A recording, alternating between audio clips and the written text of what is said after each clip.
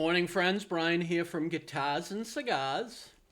So, real quick, I'm going to talk about a question I get asked quite a bit. If I'm at a live music venue, or even if I'm standing in my local ABC liquor store inside of their smaller humidor, almost every time someone walks in, they ask me this basic question: what is the best cigar for a beginner? So I will often tell people that that's almost impossible to really tell you, but I do give them this guideline. I tell people to look for something that is going to be a lighter colored cigar. In the cigar world, that would be called something like a Connecticut wrapped cigar. Now, this is a Connecticut wrapped cigar. As you can see, it's a lighter color. Typically, not always, but very typically, a Connecticut wrapped cigar is going to have a milder tobacco inside. So that means when you do your whole ritual, light up your cigar and you start smoking, you're going to get a mellower flavor for your cigar taste. So I equate it to people who like to have cream and sugar in their coffee. The lighter and the sweeter, some people, that's what they like. I tell people to start at that point. Don't go all the way in and get something called a Maduro wrapped or even darker, as this is going to have a very, very strong flavor note. It's going to taste a lot more like heavy tobacco. I equate this cigar to people who like to drink their coffee black or with just a shot of cream, so to speak. This is going to give you a completely different flavor note than this cigar. Typically, people work their way up to this cigar. They do not start with this type of cigar. So that's the best advice that I can give people is you're going to try cigars out, find something that's going to be lighter in color. Typically, that means it's going to be a more mellow smoke. The other piece of advice I tell people is don't spend $10, $12, $15 on a cigar for your first cigar, because you may cut it, as people typically do. They cut off a quarter of the cigar because they don't know any better.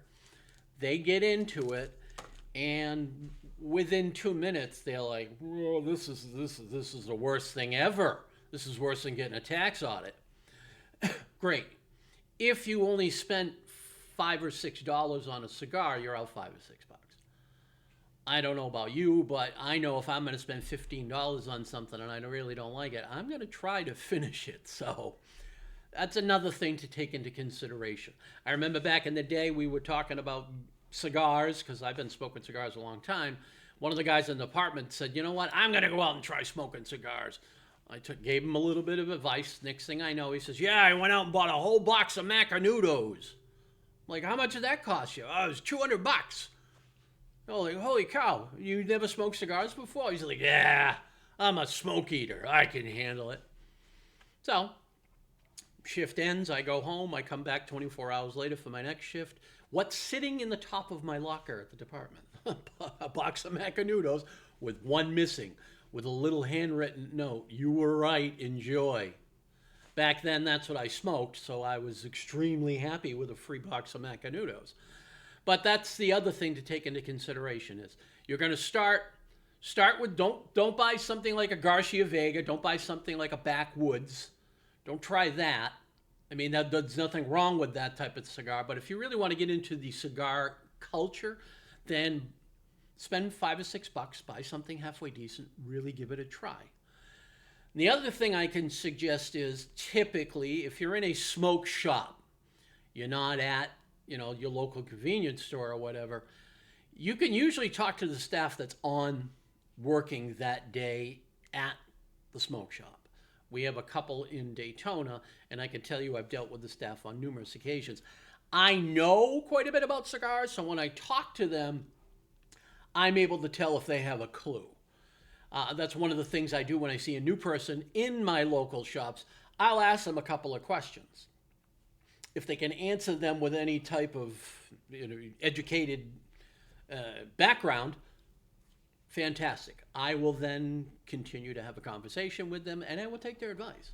Because even now, I've been smoking for over 40 years. I still like to get advice from the guy who's working at your local humidor, because if nothing else, he knows his stock. Most carry a lot of the same, but they also rotate new stuff in. So I'm always looking for a new smoke to try. So talk to the person who's working at the humidor. Now you're going to get a different result when you ask somebody who's just there for a job, some 18-year-old who needs to make a couple bucks for beer money. Chances are you're going to get a different answer. They're not going to have any idea whatsoever. So if nothing else, find a friend who smokes and ask them. So just a quick recap.